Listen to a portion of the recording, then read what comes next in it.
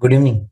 Today, on behalf of CCI, I would like to join all of our fellow pulmonology community in mourning the sudden demise of our respected life member, Dr.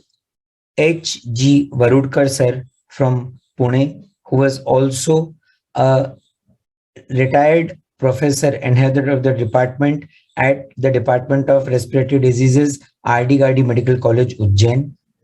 Sir was a very respected name in the field of interventional pulmonology, and a full credit to him for giving thought to the needy and poor and developing an indigenous method of doing thoracoscopy, or which he lovingly called pleuroscopy.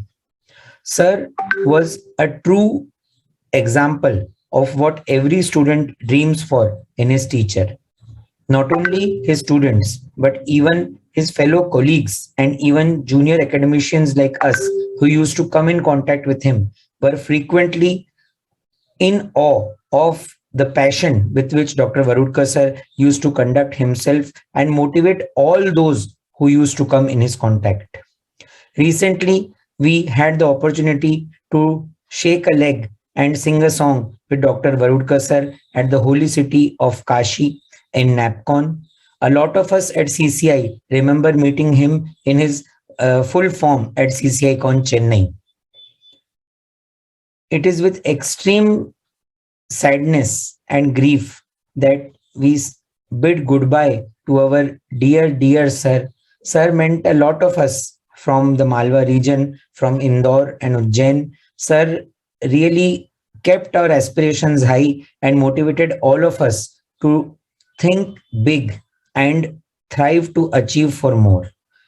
I would like to request all of you in joining for a minute's silence in loving memory of our respected Varudkar sir.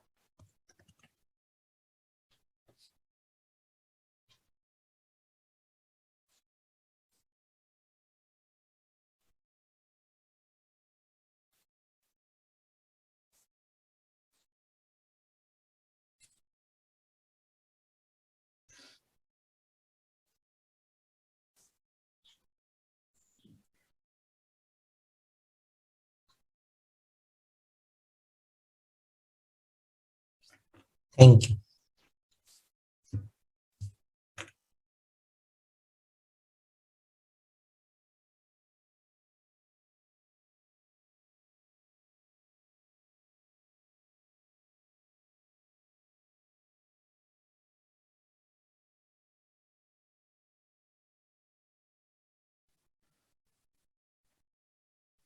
Good evening. Welcome to the CCI webinar program. Today we are going to commemorate World Lung Day program. First of all, I thank the CCI Chairman Trustee, Dr. N.S. Krishna sir and Dr. Pratibha sir, and the President of our CCI, Dr. Ashish Dubey sir, and the Secretary, Dr. Anil Maske sir, and CCI webinar coordinator, Dr. Vijay, and Dr. Kirath, and the Atri. So, wonderful opportunity you are given today to commemorate World Lung Day. So I'll share my PPT presentation. Today is World Lung Day, September 25th every year, as the WHO, World Health Organization, is doing the awareness activity in the World Lung Day. You all know very well, every year, the lot of lung diseases, the incidence and prevalence rate is increasing day by day because of a lot of multifactorial. Main thing is every year they have a theme of World Lung Day. This year the World Lung Day theme is Lung Health for All. So today, CCI, yes,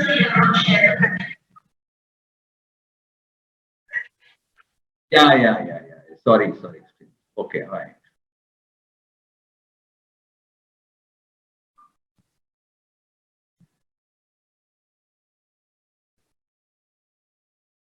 Yeah, is it visible, ma'am? Is it visible, sir? Yeah. Good evening. Yeah. Good evening. Welcome to this CCA webinar. This is the special webinar to commemorate the World Lung Day. Every year we have a World Lung Day in September 25th. The theme of this year World Lung Day is Lung Health for All. So, lot of lung diseases day by day is increasing because of the multifactorial region. One of the main reasons behind is the pollution. So today we are going to discuss in detail about the impact of pollution in lung health. Is it time to relocate to another planet? I am Dr S Jayaraman, today's webinar moderator. I am a senior consultant working in Chennai Apollo First Med Hospitals and Build-Up Hospitals and MGM Healthcare Chennai. My area of special interest is interventional pulmonology and sleep disorder breathing. I am a chairman of Academic Committee of Indian Medical Association Tamil Nadu State Bank. First of all, I thank you, CCA, for this wonderful opportunity to spread the awareness among our own colleagues and the general practitioners about the World Lung Day theme. So, lung health for all. So, the CCI is very proud to be a World Lung Day partner in spreading the knowledge across the physicians. The aims of the Healthy Lungs for Life campaign, there are four main themes this year. First one is the increased knowledge of the impact of poor air quality on lung health and the actions that everyone can take to reduce air pollution and avoid exposure. Number two theme is highlight the benefits of quitting tobacco smoking. Third theme is increased knowledge of the importance of physical activity, regular exercises for the lung health. And the fourth one is raise awareness of vaccination to prevent lung infections. So these are the main themes we are going to discuss now. So these four main themes are very important. That's why the day by day the respiratory diseases are increasing because of pollution, because of the tobacco smoke and lack of physical activity, which leads to weak lung, which invite a lot of infections, and a lot of diseases are preventable by vaccination. There are a lot of respiratory diseases, respiratory vaccine preventable diseases like pneumonia, flu, and the herpes and the pertussis, now COVID pandemic. So today we are going to discuss in detail about this thing.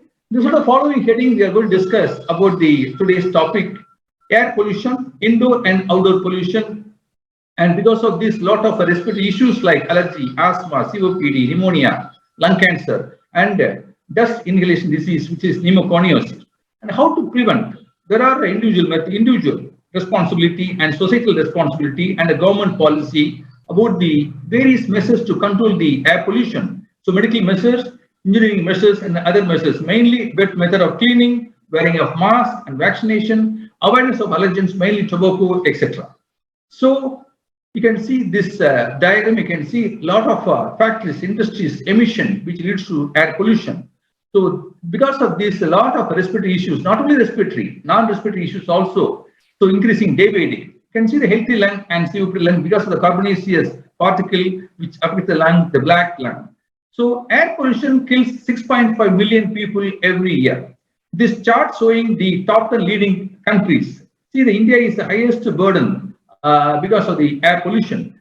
Air pollution kills 3 times more people than those due to HIV/AIDS, TB, and malaria all put together. This is the particulate matter, PM, particulate 2.5, air pollution across the world. 98% of the world's population exposed to high levels of ambient particulate matter 2.5 air pollutant. A large number of people in India are at risk for COPD. 10 years back, COPD means majority the tobacco smoke related COPD.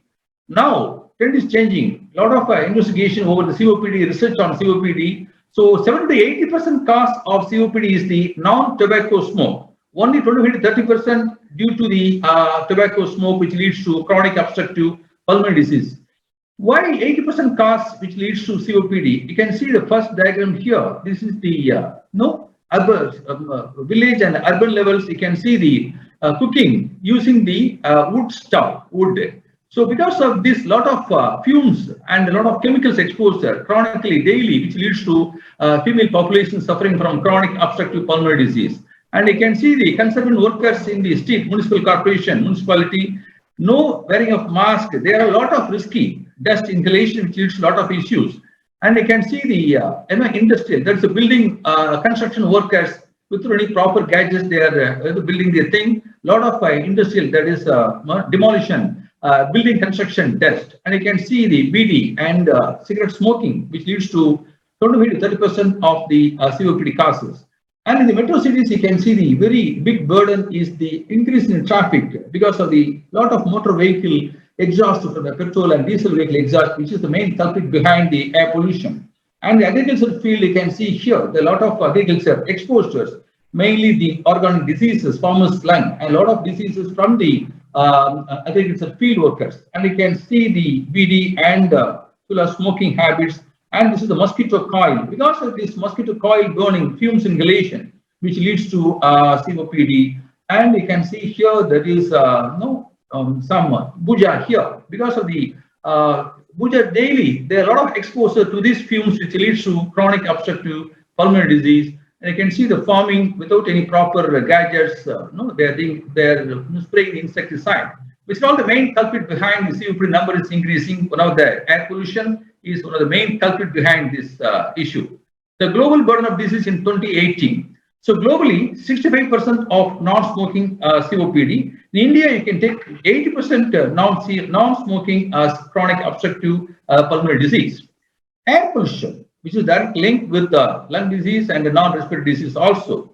Poor lung function makes people more vulnerable and more susceptible to chronic lung disease and asthma. Poor lung function is also risk factor for heart disease, hypertension, developing stroke, and diabetes. So, with this few intro, so we have very good panelists today for the discussion of the World Lung Day topic. So, I welcome Dr. Narendra S. Tengli. Dr. Narendra finished MBBS from Mysore Medical College and Research Institute, Mysore, Karnataka.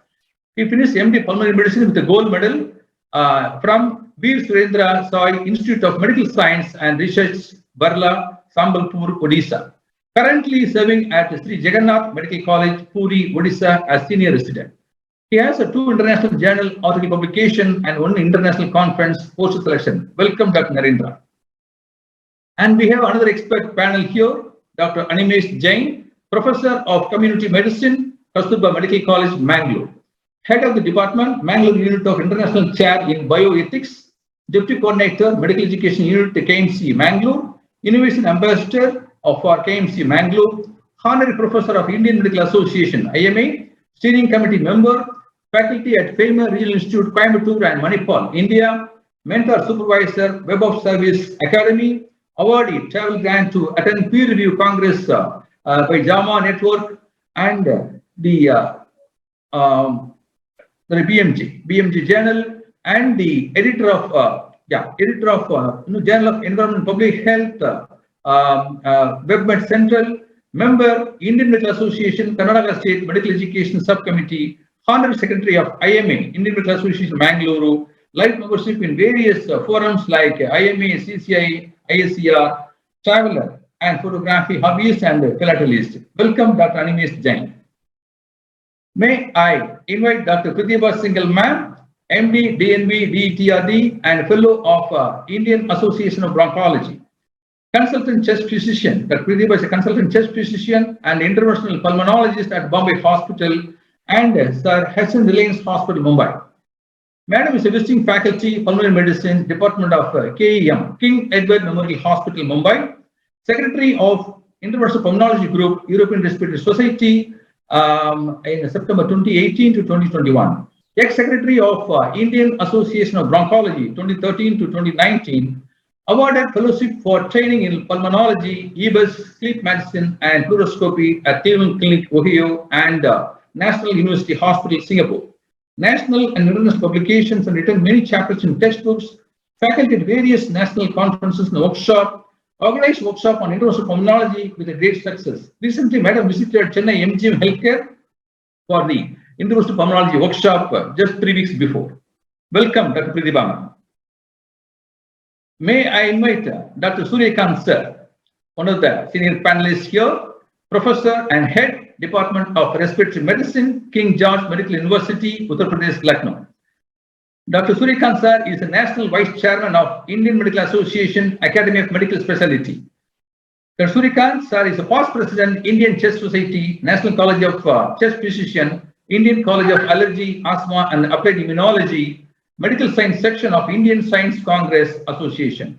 So, sir is the Vice President of Indian Medical Association, Uttar Pradesh, Chairman, North Zone Task Force for TB Elimination. Publications, 19 books, 64 book chapters, and research publications, more than 400. Fellowship, 19, Oration, 12, US patents, 2. Community participation via more than 20 NGOs. So with this, I welcome Dr. Surya sir. I request Dr. Surya sir to give the introductory remarks for this World Lung Day and these subtopics. Over to Dr. Surya sir. Thank you. Thank you very much. How are you, everyone? Fine. First class. This is my wonderful opportunity to again, of course, put my views on the very important webinar on the World Lung Day. So I think I must congratulate every pulmonologist of the country and all the Council of India, especially organizing this important webinar on the occasion of the importance of lung. You see, the God has gifted so many organs in the body. There are certain vital organs. And of course, we used to say that from top to bottom, the brain, one pair of lungs, heart, kidney, and liver. These are the 5 organs are called as the vital organs of the body.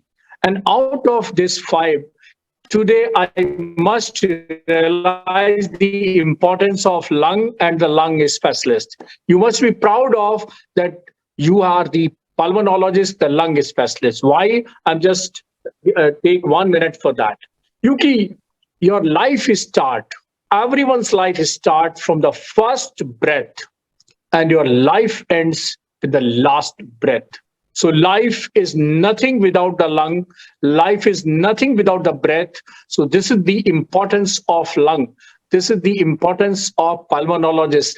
This is the importance of lung specialists. So now onwards, I humbly request all of you that be proud to be pulmonologist. And in last 3 years, I think whole world has recognized the importance of pulmonologists during COVID times. You see, daily, what is the beauty of lung? That the important function of the lung is the breathing. You see, oxygen, pran vayu. And what is the importance of oxygen? That you can live without food for 3 weeks. You can live without water for 3 days, but you cannot live without oxygen, without breath, without function of the lung for more than 3 minutes. That is the importance and significance of the lung. We must remember today, that is the World Lung Day. This is the importance of lung, and this is the importance, and we should be proud of that we are taking care of lungs of the people. This is one aspect. Now, this is the time, high time, as already you witness, I think this is 5 minutes PPT, that lung is being attacked by so many diseases, so many risk factors. Lung is being attacked by so many infectious diseases like pneumonia and tuberculosis. They are the 2 biggest killer, infectious killer for the lung, for damaging the lung, and of course, threat for the life also. And there are a lot of airway diseases, chronic airway diseases like asthma, COPD, and some 50% cases of bronchiectasis, which are having the obstructive air pattern and even reversibility. So very important burden of asthma cases, COPD cases, and bronchiectasis, and certain bronchiolitis in children. These are some important airway diseases. And of course, interstitial lung disease is also an upcoming threat for the lung. And last but not the least, the lung cancer. So these are the 5 important threats for the lung health. And what are the risk factors for all these diseases for the lung health? The risk factor, important risk factor, as mentioned, the outdoor indoor air pollution, biomass fuel, industry pollution, vehicle pollution, and of course, very important is smoking. There are 12 crore people in this country, they are a smoker, and smoking kills not only to the active smoker, it has three prongs effect. Active smoking, we know that 30% of the smoke, only 30% of the smoke that is inhaled by the active smoker. What happens to the rest of the 70% is smoke? This goes to in the form of passive smoking to your friends, to your colleagues, to your peer ones, to your family members, and rest this settle as a environmental tobacco smoke or third hand smoking. So there are three prongs of side effect of smoking: active smoking or first hand smoking, passive smoking or second hand smoking, third hand smoking or environmental tobacco smoke. And this another important thing is the deforestation. The air pollution is basically combated by all, you see, health hazard of air pollution can be combated by the plants, the trees. And in the last 50 years, we have cut the 50% of the tree of the world. And so deforestation is the threat for the lung health. And that's why we need afforestation. So what we need for the lung health? We need for the lung health that ultimately we should think of that I should not be held responsible for any risk factor for the lung health. If I'm a smoker, I'm the risk factor of the lung health for everyone. If I'm a passive smoker, I'm having a risk factor for my lung health. If I'm adding the environmental tobacco smoke, so I'm creating a risk factor for everyone, whosoever lives in that environment. And if I'm suppose engineer, I'm a contractor for making the buildings. And if I'm not following the National Building Code rules and bylaws, means I'm responsible. We are responsible for the, of course, various risk factors which are threat to the lung health. If we are not sharing the vehicle, we are not using the public transport, we are not using a bicycle, of course, once a week, or promoting the bicycle. So we are responsible for increasing air pollution in and around our surroundings. So similarly, every day in the evening, we have to think, am I responsible for the air pollution or the risk factor for lung health? And then, of course, tomorrow onwards, I will not do it. And of course, we have to improve your lung health, by which you can improve your lung health. You can improve your lung health. That is the only way. For example, if you're going to the gym, you can increase your biceps and triceps. So if you are doing pranayam is nothing but the extension of breathing. If you are doing pranayam, you are building your respiratory muscles, your ventilatory muscles. And what is the problem when you go to the ICU? Doctor says that now patient is ventilatory failure. Your ventilatory function is not proper. And that's why now we have to shift the patient on ventilator. So if you don't want to have the ventilator, please keep on the strengthening of your ventilatory muscles, which you can do with the pranayam. And if you are going to the air pollution area, please put a mask so that you can protect from the ill effect of that crowded area, the air pollution area, or the high pollution area, of course, for your, of course, lung. So these are the some ways and how you can contribute to afforestation. That's very important. So from last so many years, when I was the president of Indian Chess Society also and different professional associated with different professional societies, I started a trend that during the functions, we will not give the bouquet, we will give a plant sapling. So give the plant sapling to the all guests, all the dignitaries on the diet, don't give the bouquet.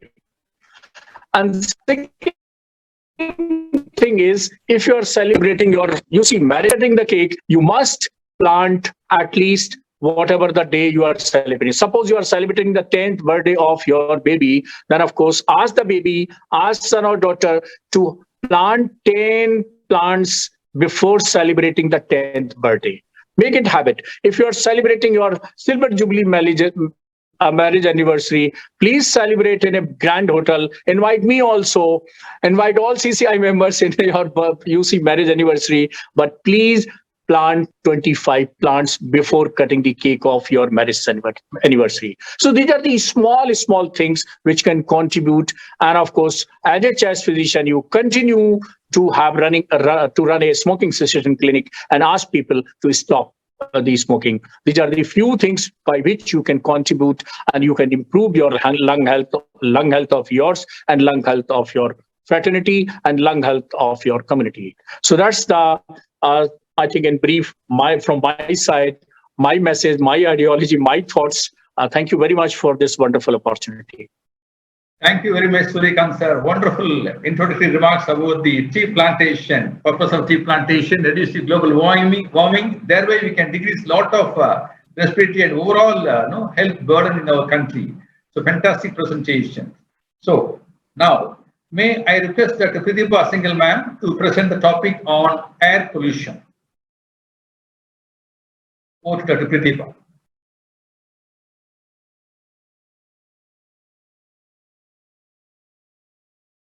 Good evening. It gives me immense pleasure to be here on this extremely important webinar on lung health. And I'm going to speak a little bit on air pollution. I must thank CCI for having me on board in this webinar.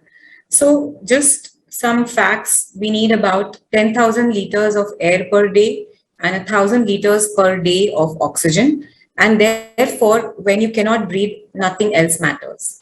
What is air pollution? Air pollution is contamination of the air we breathe with harmful substances such as gases, dust, fumes, and odor. The use of fossil fuels, changes in land use and industrial activities cause polluting air emissions. And when these emissions exceed the capacity of the natural processes to convert or disperse them, they cause damage both to the humans and the environment. So what are the various emission sources? You have the stationary or the point sources like the major industrial areas, non-point or the area sources such as domestic emissions and emissions from light industry and commercial areas, mobile or the line sources like motor vehicles, which basically are along the major highways and cause curbside pollution. And you have natural sources like dust, storms, forest fires, and volcanic eruptions, to which we have no control. Now, these are also divided into primary pollutants, are pollutants that basically are directly emitted from volcanic eruption, motor vehicle, factories, fossil fuel exposure, and they are air pollutants like particulate matter, sulfur oxides, nitrogen oxides, carbon monoxide, and volatile organic compounds. And the secondary pollutants are formed in the air when the primary pollutants react or interact, and this is basically ground level ozone. Now, air pollutants in urban air are divided into two groups. Okay, you have the criteria air pollutants for which the national ambient air quality standards exist, and these are for 6 key pollutants like the particulate matter, the sulfur dioxide, nitrogen dioxide, ozone, lead, and carbon monoxide. Now, why is particulate matter important? Because as we know that if the particulate matter, what we are talking about is 10 refers to basically particulate matter that is less than 10 microns in size. And this is basically what goes into the lower airways. The larger particles get lodged basically in the nose and the throat, and the smaller ones can go right up to the distal air spaces and the alveolar sacs, and that can cause depositional lung diseases. Particle size of 2.5 is not even visible to the naked eye, and therefore we don't know what is there in the air around us. Now, looking at each of these important emissions and what are their sources and their health effects to the humans and the long contribution of the welfare and the environment effects. So when we talk about carbon monoxide, basically it is emitted from motor vehicle exhaust, indoor pollution, including kerosene or wood burning stoves, and it has mostly headaches, reduced cardiac side effects, and fetal developmental issues. And basically formation of smog is what is the environment effect. Sulfur dioxide is an emission of coal-fired power plants, petroleum refineries, or in manufacturing of sulfuric acid and smelting, causing eye irritation, can cause wheezing, can cause chest tightness, shortness of breath, lung damage, contributes to the formation of acid rain, visibility impairment, and can cause plant and water damage. The nitrogen dioxide, again, motor vehicle emission, electric utilities, industrial, commercial, residential sources basically that burn fuels, Susceptibility to respiratory infections is what is manifested in humans, irritation of the lung and respiratory symptoms like breathing difficulties. Again, contributes to formation of smog and water rain and water pollution. Ozone, secondary to vehicle exhaust and other fumes, also from refrigeration and from air conditioning sources, and causes eye and throat irritation, coughing, respiratory tract problems, asthma, and including lung damage, and it affects the plant and the ecosystem. Lead is usually from metal refineries, lead smelters, and causes anemia, high blood pressure, brain and kidney damage, neurological disorders, cancer, and can also cause lowered IQ. Particulate matter is basically a byproduct of diesel engines, power plants, wood-blown dust, wood stubs, okay, and therefore causes eye irritation, asthma, bronchitis, lung damage, cancer, heavy metal poisoning, and cardiovascular side effects. So now, for improving the climatic pollutants, basically we need to look at these short-lived climatic pollutants which play a crucial role, and these are basically black carbon, methane, triphosphoric ozone, and the HFCs. Now, the black carbons and the triphosphoric ozones, which only last in days to weeks and therefore are more impact on local environment, whereas the methane and the HFCs last for many years and therefore have more of a global impact. And therefore, this is where we need to cause decrease emission to improve the climate change. What is an air quality index? Is the index for reporting daily air quality. It basically just tells us how clean or polluted the air around us is, and which is what is important for our health. It is a yardstick that runs from 0 to 500, and the higher the AQI value, the greater the level of air pollution. Basically, the purpose is to understand what it means to our health. It has been divided into 6 categories, and the green one is a minimal impact, that is good. 51 to 100 AQI is satisfactory. 101 to 200 is moderate. Breathing discomfort can happen to patients who have asthma or heart disease. 201 to 300 is poor air quality. Breathing discomfort happens to most people on prolonged exposure. 301 to 400 AQI is very poor respiratory illness on prolonged exposure. 401 to 500 is severe, which affects healthy people and seriously impacts those with existing disease.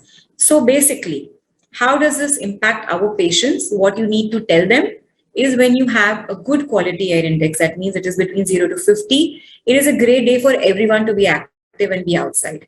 When the air quality index is 51 to 100, people who are sensitive, okay, like people who have underlying disease or children or the elderly, they need to watch for symptoms and they reduce prolonged or heavy exertion. When the air quality index is between 101 to 150, the sensitive groups need to be cautioned, and they should reduce the heavy or prolonged exertion. It is okay to be active outside, but they need to take more breaks and they need to be watchful of symptoms. People with asthma should keep their relief medication standby. If they have heart disorders and they develop any palpitations, excessive fatigue or shortness of breath, they should reach out to their doctor immediately. When the AQI is 151 to 200, then everyone needs to be a bit wary. In the sensitive group, you need to tell them that please don't do heavy exertion. Everyone else should reduce the prolonged or heavy exertion. When the air quality index is very unhealthy, that means it is between 201 to 300, everyone is at risk. Sensitive groups should avoid all physical activity outdoors, and other people who are not in the sensitive group should avoid prolonged or heavy exertion. When the air quality level is between 301 to 500, it is hazardous for everyone, and everybody should avoid all physical activity outdoors. The sensitive people should ideally remain indoors and keep their activity levels low. Now, how is this monitored, the air quality index? It is by this agency which is a system for air quality weather forecasting and research, which basically covers the main 4 Indian cities in Ahmedabad, Delhi, Mumbai, and Pune. And there are plans to expand it to Bangalore, Chennai, and Calcutta. Now, what happens when you are exposed to these particles in the air or the gases in the air is basically there could just be a little irritation in the upper respiratory tract. You could have had asphyxiation if there is vocal cord edema and there is large exposure. Chronically, it will cause inflammation. It can also cause destruction of the alveoli and emphysema, and eventually may also lead to mutation. There has been some debate about its role in interstitial lung disease, and there is some data showing oxides of nitrogen, basically in susceptible or immunologically predisposed people who have other cigarette exposure and air pollution exposure can have a pulmonary inflammation, epithelial injury, and ILD. And in other people who already have ILD, there is air pollution exposure, and there are other factors like an ongoing viral infection, etc., or aspiration. They can have disease progression, which can either be slow or it can just result in an acute exacerbation. Indoor air pollution, commonly we know, is a biomass fuel for cooking, especially in India. You also have tobacco smoke and passive smoke exposure. Then you have other solvents, cleaning agents, building materials, and you have gas heaters, especially the unvented ones, which can release carbon dioxide, nitrogen dioxide, particulate matter, and even radon.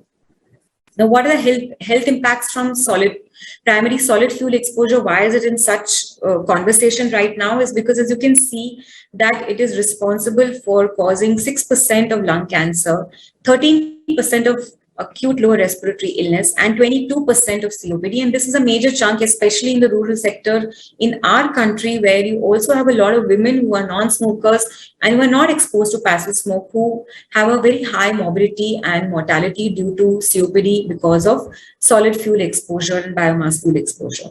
Of course, 54% of all childhood pneumonia deaths have been linked to this kind of exposure, and even heart disease deaths and stroke deaths are related to this. Now, fungus. Fungus is important, especially in the humid environment in many cities in our country, and there are many fungi present. However, what is important, why is Aspergillus predominant, is because this pore size is small, it's 3 to 5, and it is easily respirable, and it gets lodged in the lower respiratory system.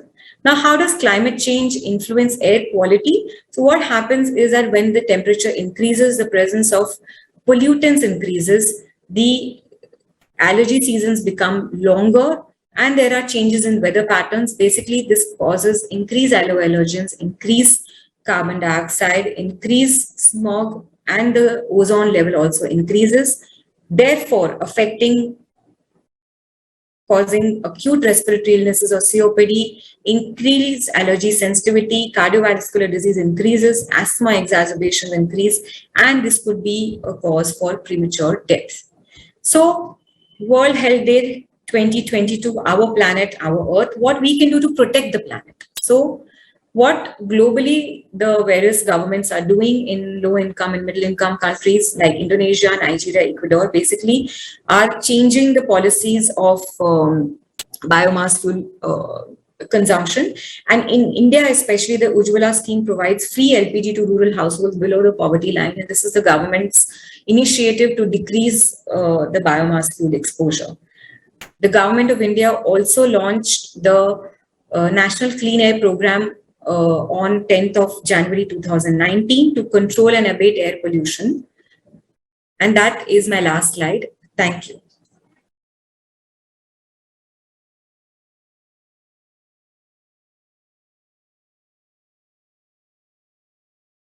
Thank you, sir. Good evening, everyone. Thank you, CCI and CCI founder, Dr. N.H. Krishnan, sir, and Narayan Pradeep, sir, for giving me this opportunity. Respected Dr. S Jayaraman, sir, thank you for your kind introduction. And my co-panelist, Dr. Animesh Jain, sir, Dr. Surya, sir, Dr. Pratibha, ma'am, and delegates, I will be presenting this topic to commemorate the World Lung Day, quitting tobacco smoke. 8 million people quit smoking each year. But that's a sad fact because they die. Tobacco use is one of the major public health concerns and is most preventable cause of morbidity and mortality worldwide. Smoking is not just a habit, but a real chronic relapsing disorder. In India, 35% currently consume tobacco either in smoke or smokeless form. The tobacco smoke contains many compounds. More than 4,000 chemicals have been identified. Among them, 70 are confirmed to have carcinogenic activity like polyaromatic compounds, benzene compound, nitrosamines, and this one.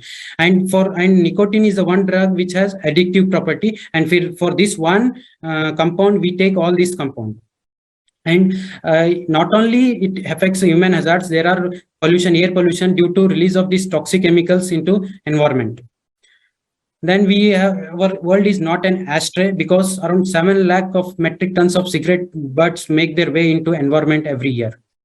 Why one enjoys smoking? It is just because of this nicotine, because it just within 7 to 10 seconds it reaches the brain and it stimulates the two chemicals, dopamine and noradrenaline. Dopamine gives good feeling, noradrenaline make you alert and energetic. So this is the why he can't quit, because when one stops smoking, dopamine and noradrenaline will decrease and the withdrawal symptoms arises, and patient have lack of pleasure, and again he lights another cigarette and he gets relief from withdrawal symptom and feels the pleasure again, thus addicting the smoker to cigarette. Nicotine mechanism of action, it acts on mainly on alpha 4 beta 2 receptor. Once it acts, there will be calcium influx and it will help in releasing dopamine and noradrenaline neurotransmitters, and the pleasure is obtained.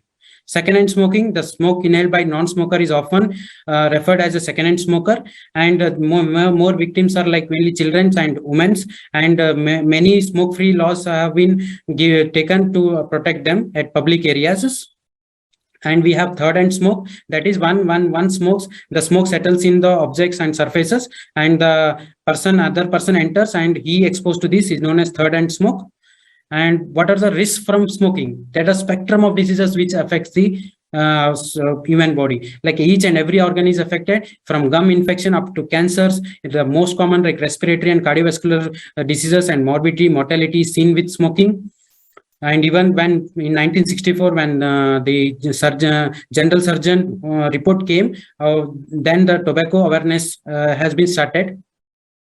Then tobacco and chronic lung disease, we know that 90% of all mortality in COPD and lung cancers by cigarette smoking, and smoking also predisposes to asthma, and children and women who have secondhand smoking, they are having recurrent infection, worsening of asthma, poor lung function, and TB also have 3 times higher risk with tobacco. Then what are the benefits of smoking cessation? Within 20 minutes, when he stops smoking, there will be drop in heart rate, blood pressure, and within a week, like 2 weeks, there will be increase in lung function. Then up to 15 years, within 15 years, there will be a reduction in the risk of myocardial infarction or carcinoma. Smoking cessation. So it's the chronic, it's just not an habit. It's a chronic relapsing disorder. So we have to treat in cancer only. So first is we have to induce a remission, and we have to see that there is no relapse also. And most of the time the physician does not intervene. That is the reason that it is very difficult. But there are very simple methods we can intervene and stop smoking. There are 2 models like 5A method, 5A model and 5R model. That is like whenever patient comes to your OPD, ask him whether he smokes and or not. If he's not smoker, ask him to quit at every visit. Advise him to quit the tobacco at every visit. Assess him for willingness to quit that every visit. Then if he's willing, assist him to quit by non-pharmacological therapy, and always arrange the follow-up, because so that he doesn't go to relapse. But if once you assess and patient is not willing, then go for 5R model. Always help tell him what is the relevance for him to quit, what are the risks for him to quit, what are the rewards for him to quit, and what are the roadblocks. Kindly identify and remove them, and always repeat this with every visit. Then nicotine dependence, we can evaluate by 2 scores like Fagerstrom score and heaviness of smoking index. Fagerstrom score, there are list of questions among this. If the score is more than 7, then nicotine replacement therapy is definitely helpful, and or the non-nicotine therapy also helpful. Then we have heaviness of smoking index. This again tells about the dependence from very low to high dependence. The score, the questions are like early morning after waking up, what is the first cigarette you take, and how many cigarettes do you smoke. And smoking cessation, we have pharmacological, non-pharmacological method. In non-pharmacological method, the patient can self-help interventions are there, like internet, television programs, and patient can even have minimal clinical intervention. By just a brief advice by health professional can make a change. Or some patient require intensive clinical intervention like individual behavioral counseling, supportive group sessions, aversion therapies are required. Then let us come to now nicotine replacement therapy. Pharmacological, we have a list of drugs like transdermal patch, gum, lozenges, oral inhaler, nasal spray, or we can give both combined therapy.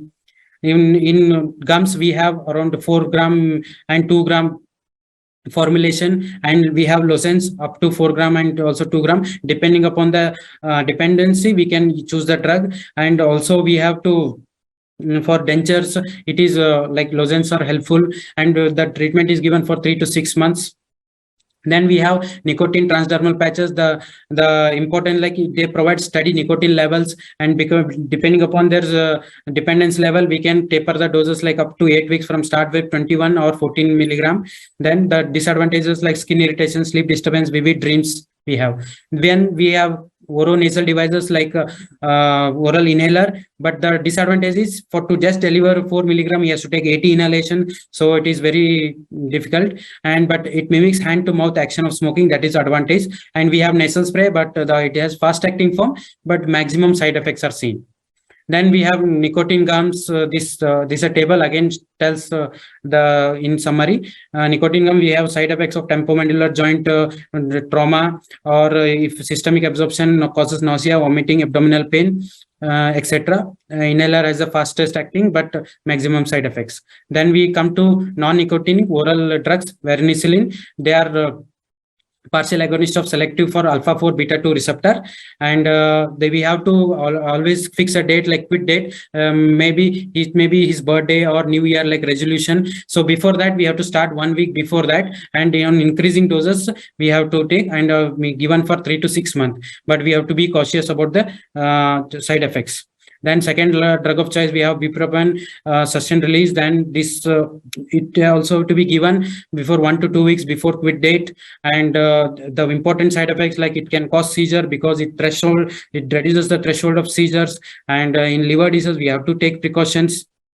This is again table showing the warning signs for bupropion and varenicline. Like bupropion reduces seizure threshold. Bupropion is contraindicated among anorexia nervosa and bulimia. And varenicline, we should be very cautious in cardiovascular patients and neuropsychiatric symptoms. And off-label, we can use clonidine or nortriptyline. When CV in cardiovascular diseases, we should avoid always combination therapy. And we all know first drug is varenicline, second drug is bupropion, and etc.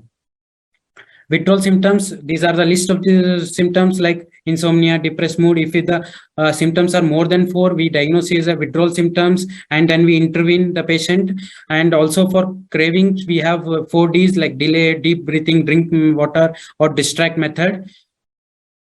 Then the government has come up with the National Tobacco Control Guidelines, that is Jindagi Chuno, Tambaku Nahi, or choose life, not tobacco. So there are 2 like toll-free number, you can call that, and they will help you in quitting smoking. Then we have e-cigarettes, last topic, that it is designed to produce aerosol by heating the solution. The solution mainly made of nicotine or cannabinoids. And what is vaping? Vaping is an act of inhaling and exhaling like smoking. And e-val is e-cigarette or vaping product use associated lung injury. It is one of the dangerous complication of e-cigarettes. And we have generation of e-cigarettes, like first generation, disposal of e-cigarettes. We have then second, third generation, we can be refilled, and fourth generation, we have nicotine salts in them. And this is a diagram again showing the parts of the e-cigarette. And no smoking, no vaping. That is non-smoker don't try for vaping, and smoker, it is a last choice we have to take. And vapors to be used for licensed products only.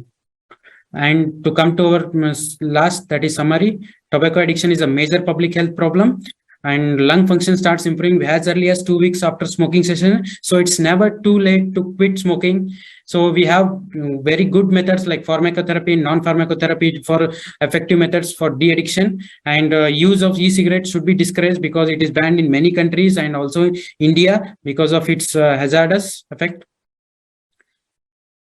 Thank you for your patience listening.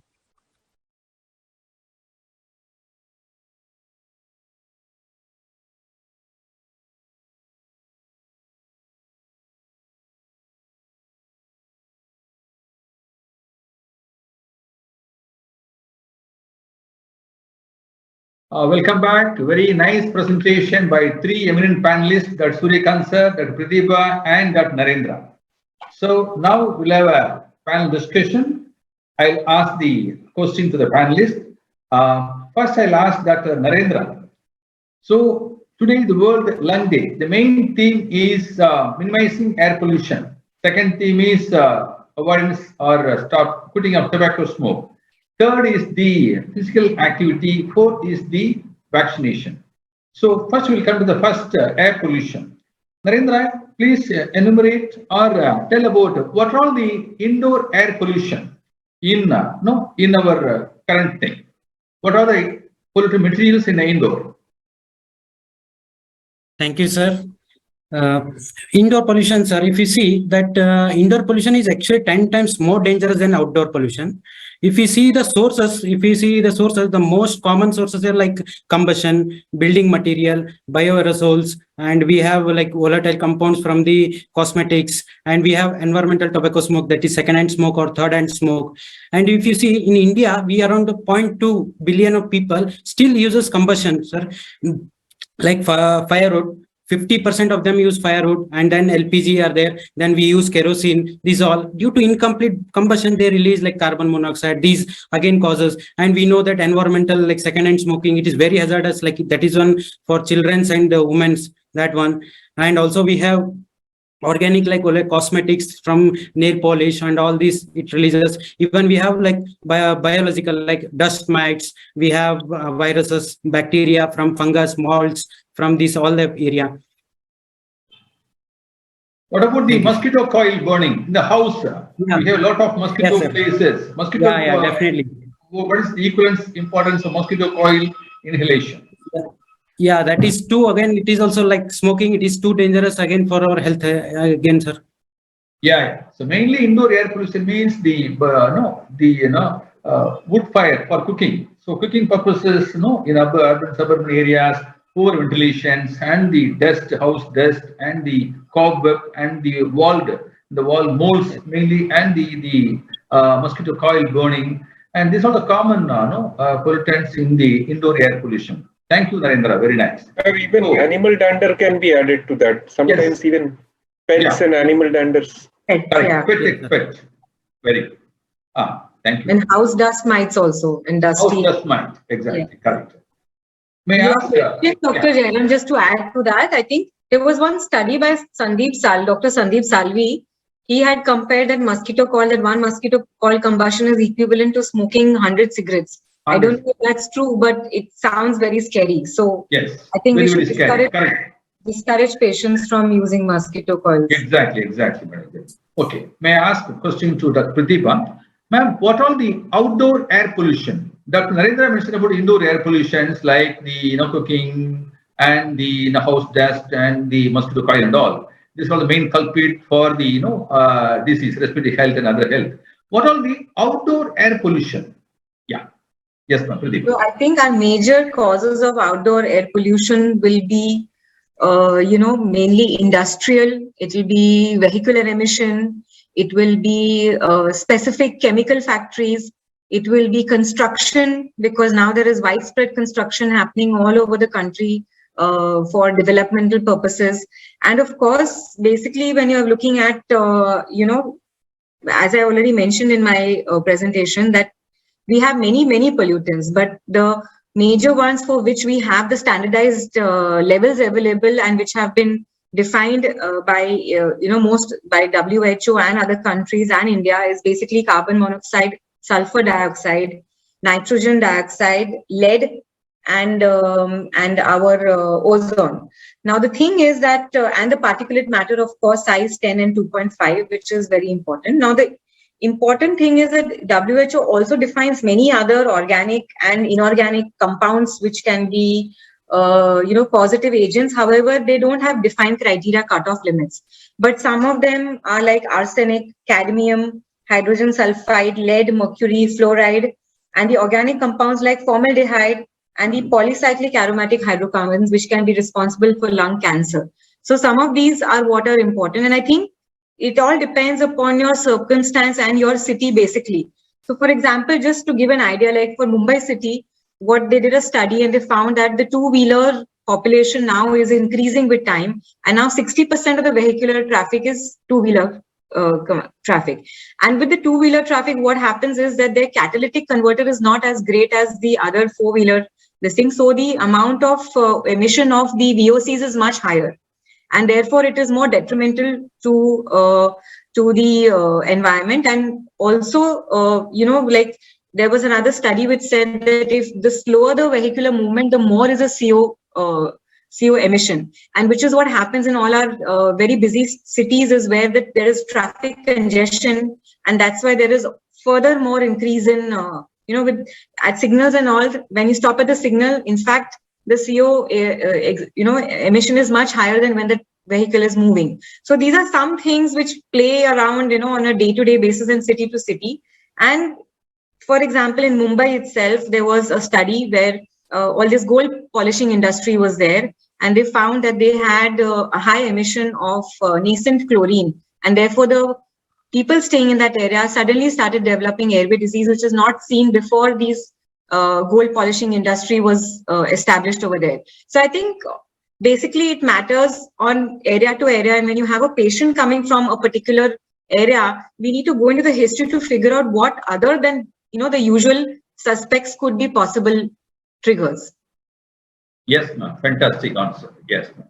So, outdoor air pollution, mainly the building demolition, building constructions, the main culprit, and the road traffic vehicle exhaust, mainly the petrol diesel vehicle exhaust, and the outside means is the working place where we work in industry. The hospital also, some of the pollution happens in hospital settings also, and the field worker, agriculture field, a lot of exposure leads to a lot of diffuse pharyngeal lung disease, pneumoconiosis, etc., etc. So thank you for this wonderful outdoor air pollution answer. May I ask a question to Dr. Animesh? Already this question, Madam Pratibha elaborated in the presentation. What is air quality index and its importance? Air quality index, AQI, and its clinical significance. Animesh. Sir, I think this has partially been already she's answered it. So as you would know that, in fact, nowadays, some of the news channels also keep showing us, and it comes in various media. So basically, they show us a value. So just to simplify it, actually, there are multiple things which are looked at. Now, for I think people who are watching, and probably some of the the common public is also watching us. So there are multiple things which are looked at.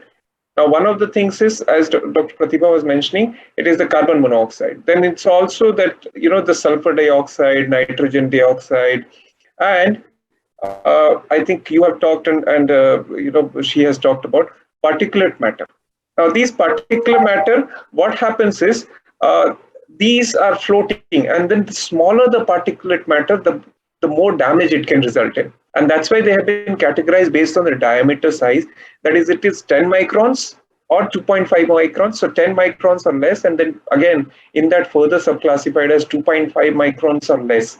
Now, because 2.5 microns becomes almost practically invisible to the eye, and we tend to inhale it without even knowing or without even realizing. And then what it does is it goes deep into our respiratory system. It can even enter the bloodstream. So it can cause a lot of harm and damage.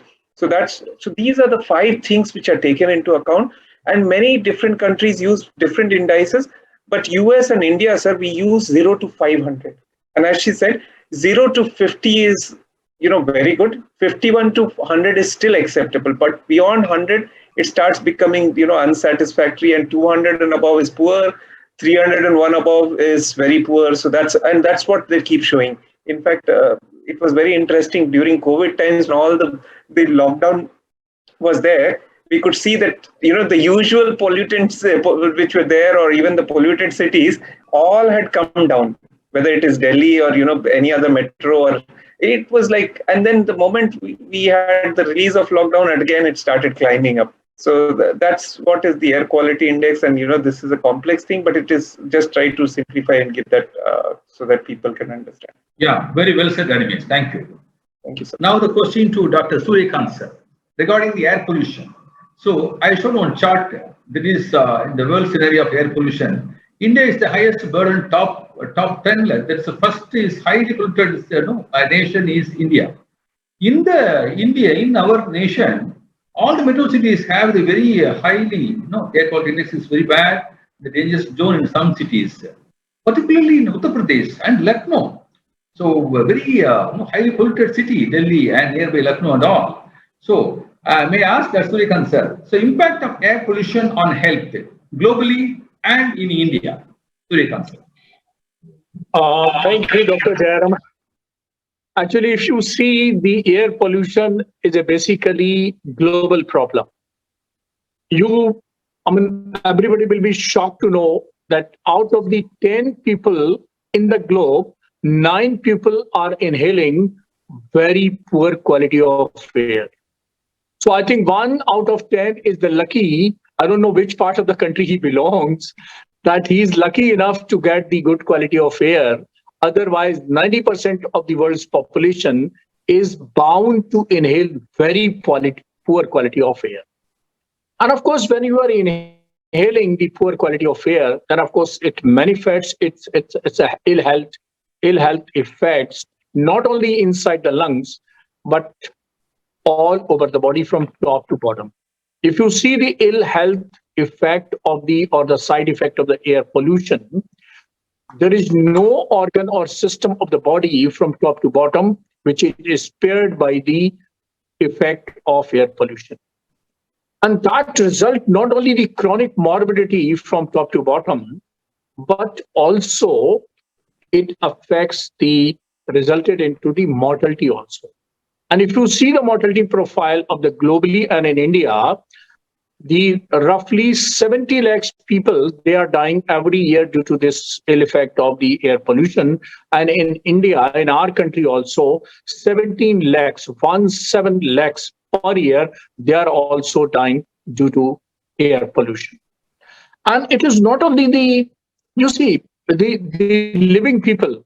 The ill effect of the air pollution starts from the intrauterine life to the end of life. You see, you can't say that we are the persons, we are going out so exposed to the air pollution.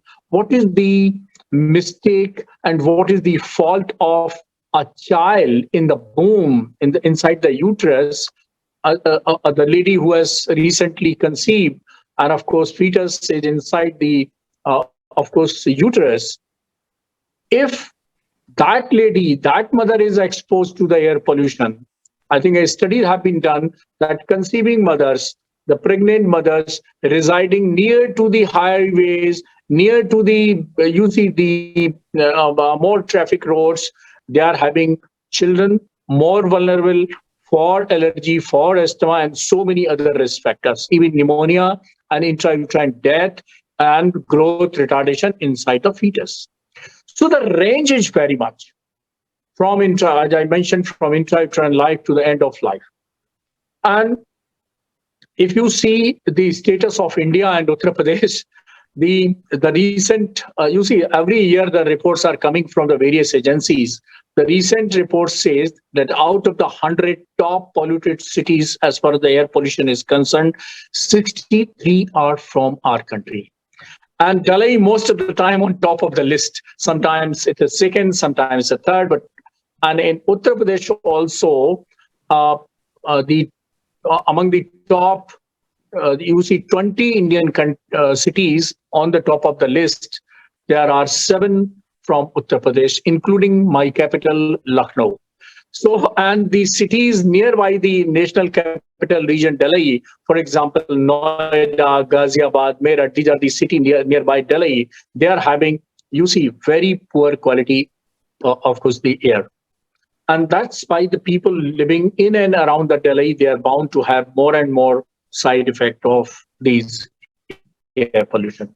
So I think this is the profile of globe, the India, and of course, Uttar Pradesh and nearby Delhi also. Thank you, sir. Thank you very much. You explained in detail about the global and Indian scenario of air pollution. There is one chat box question, Dr. Anand Warwick from Karnataka.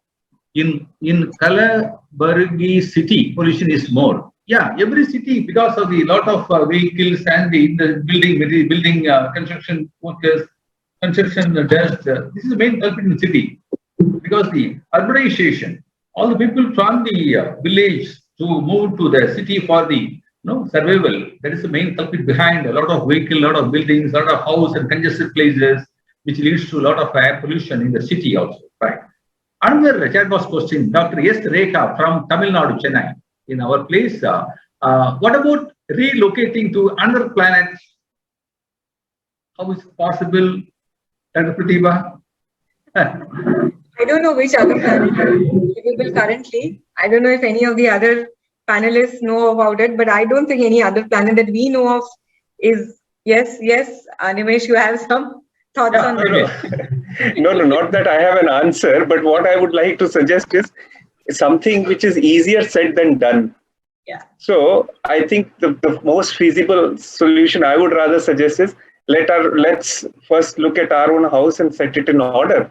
Then we'll think of those things which are distant dreams. And again, let's be factual. As of now, whatever our knowledge is about the solar system and the universe, I don't think any other planet is as conducive as Earth. Pardon me if I'm like saying that, but then that's how it is. That as of now, nothing is as conducive as Earth for human life. Maybe 30, 50 years later, we might be able to find or maybe develop. They've been trying. See, there we have space stations. For so many years, we have landed on some other planets, unmanned as well as only place where you have land, which again sometimes controversies is lunar landing. But I don't think that's really a feasible option. So what we need to do is, and what is the guarantee after landing there, the humans, the way we are, we will not probably lead to some kind of these kind of problems. So I think, coming back to it, I think that's not the solution, though we have titled it like that. Probably what it meant is that I think this is before it's too late. Let's wake up, and it's a wake up call so that we can probably think of making Earth itself so good and beautiful as the olden days, and we probably can do much better. So that's what my views would be. Thank you. Exactly. Fine, Animesh. Thank you. So we'll move on to the other question rounds. May I ask question to Dr. Narendra? So, Narendra, what are the organic dust lung diseases? So, organic lung disease, you know well, this is outdoor air pollution, mainly the agriculture fields, lot of dust exposure. What are the organic dust disease in the lungs? Yeah. Yes, sir. If we come to like organic lung disease, if you see what is organic dust, if you see, it is just a dust which contains carbon atom, but like excluding like simple like carbon monoxide and sulfides and metal carbonates. So excluding this, if any other dust containing the carbon, we tell them it is organic dust. And by thus, there is a immunological reaction to it. By like non-IG, IG media, we get number of diseases like, and mainly we get byssinosis by mainly in cotton textile industries, people working, exposing to unprocessed cotton. And then we have hypersensitive pneumonitis, sir, like number of disease comes in that, like depending on the occupation. If farmer's lung, we have then bagosis, bird breeder's lung, cheese lung disease, malt worker's lung, then mollusk shell hypersensitivity lung, and even we have occupational asthmas like sensitizer induced asthma or irritant induced asthma, where we call RADS, that is reactive airway dysfunctional syndrome. That's all. Very good, nice. These are the common organic lung disease we come across, like byssinosis, bagosis, and the farmer's lung, HP, etc. Ma'am, Pratibha ma'am, what are the inorganic dust lung diseases you see in your practice? Yes, ma'am. So I think inorganic dust lung diseases are basically what we call as pneumoconiosis, and these are usually occupation related or closed environment exposure. And the common ones that we know of and we talk about are asbestosis, coal workers pneumoconiosis, and silicosis. Now, asbestosis, it is estimated that about 1.3 million construction and industry workers are exposed to asbestos. And asbestosis is caused by inhalation of the asbestos fibers. And some of the common industries are the shipping industry. Then in homes which were built before the 1970s, basically a lot of asbestos was used for insulation purposes, or in the floor tiles, or in the vinyl sheets and flooring. And that cement roofing, when they had cement roofing for maintaining heat and maintaining cold temperature, that is when those kind of housing, the builders and people staying in the house also could be exposed to asbestos. And basically the incidence of lung cancer and mesothelioma is very high in asbestos.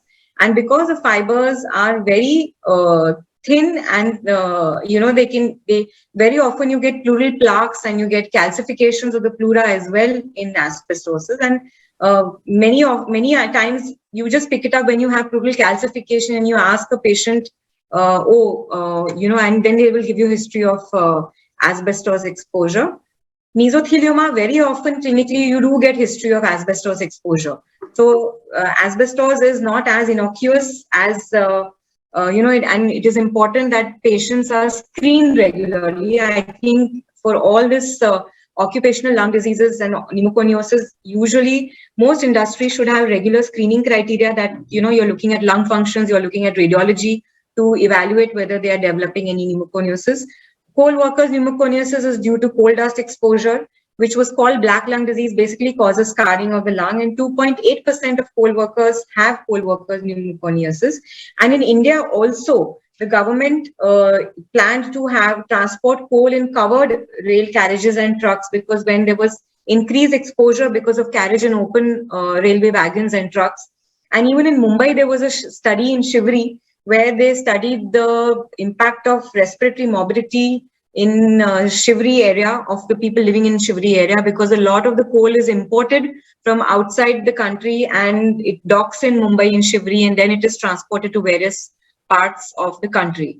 So coal is again a very important thing, and the government has taken steps now. You don't see that many open trucks or open railway wagons transporting coal. So therefore, the exposure to ambient air and other people in its passage is decreased. Silicosis is one of the most common thing that we see due to inhalation of free crystalline silica, and basically it's in the air of in sandblasting industries, in mining industries, founders, this thing, stone, clay, glass manufacturing, and in India especially, in the slate pencil factory in India is supposed to be a very big risk factor.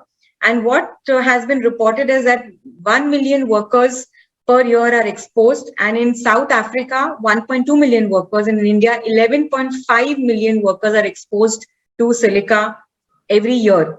However, China still has the largest silica cases that are reported, more than 6,000 per year. So in that sense, I think we are a little better off than China, but of course we do have a large exposure. There was a very interesting study which was done in India over all the industries, and they found that the Kolar gold fields had a 43.7% incidence of silica in its exposed workers. Other industries like mica and lead was about 26%, zinc was about, again, 26 to 29%, and iron ore mining was about 23%.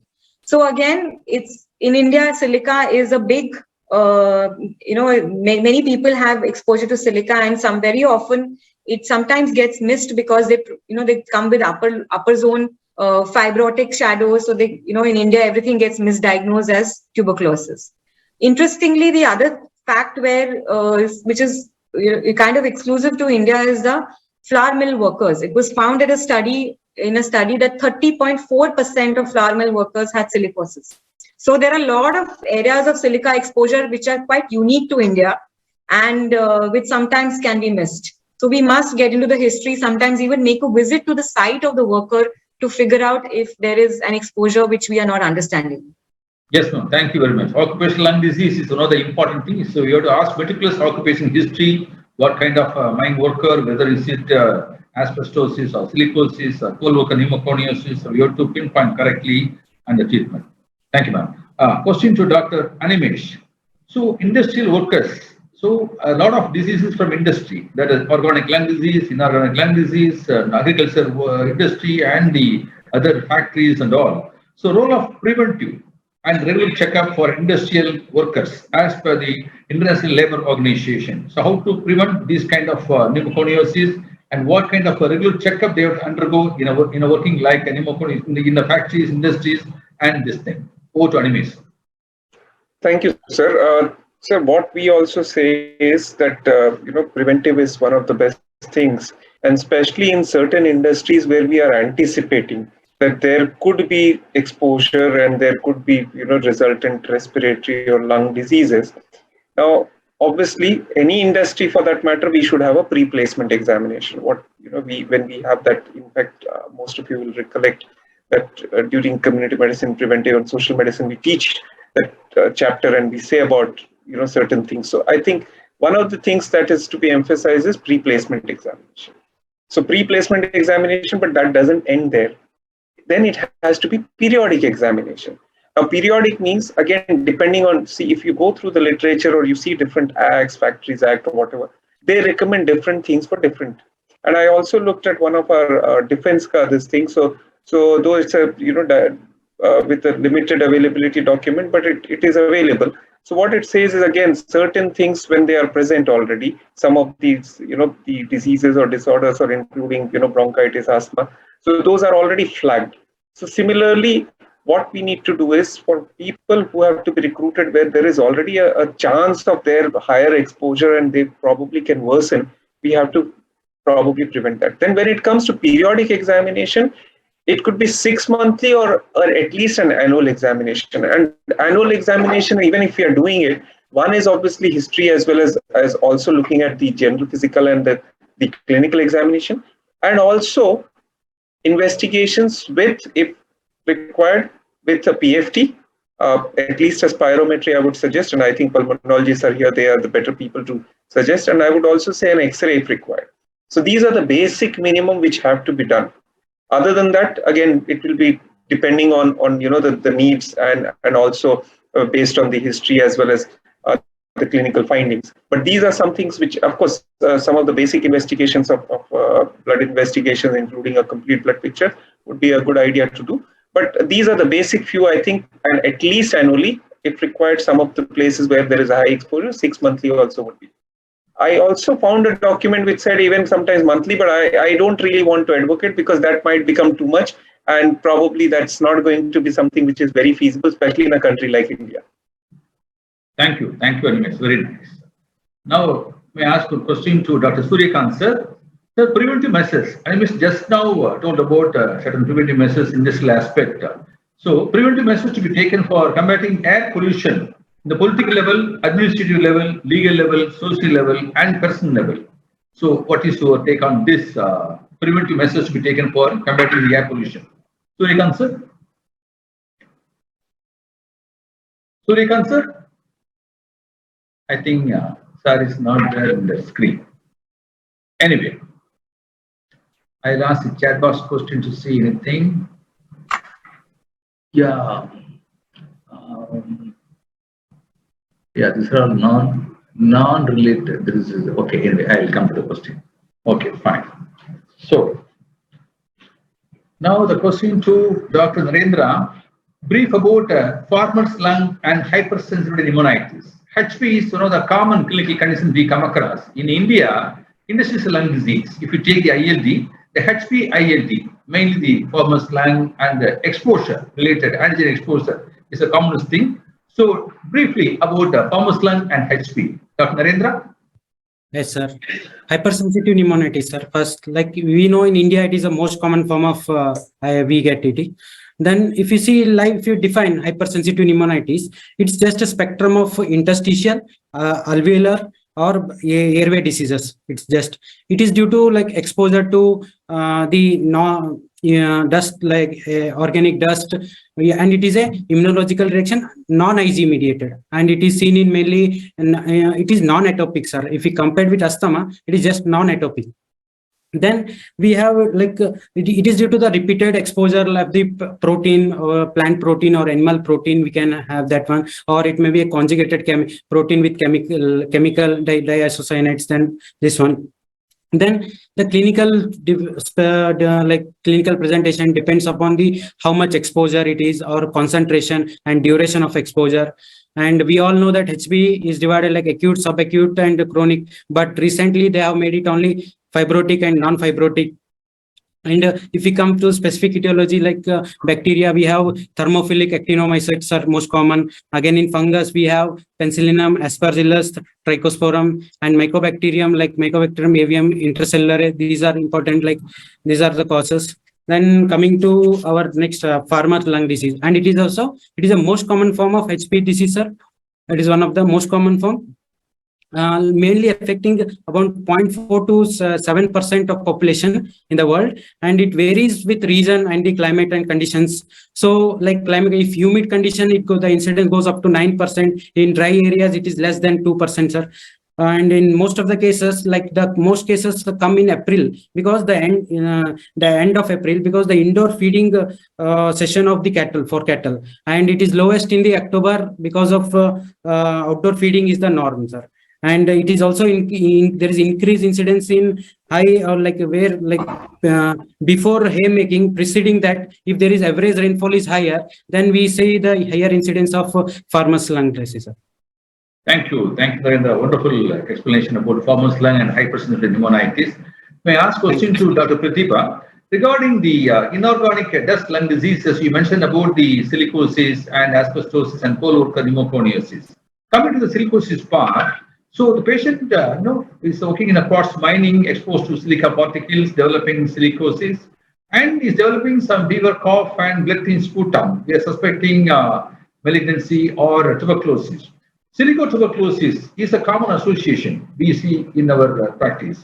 So, brief about silicotuberculosis, ma'am. Great question. Silica has been known that even if it is not producing silicosis, just silica exposure itself can increase the risk to various infections and to cause a number of comorbidities. And there has been data which says that the risk of tuberculosis is higher in patients who are exposed to silica. The risk is 2.8 times greater than in those patients who are not exposed for pulmonary tuberculosis, and 3.7 times higher for extrapulmonary tuberculosis. And in the extrapulmonary tuberculosis, it's mostly pleural, followed by pericardial, followed by lymph node tuberculosis. Usually the mean duration of development of tuberculosis is about around 6 years after the silica exposure.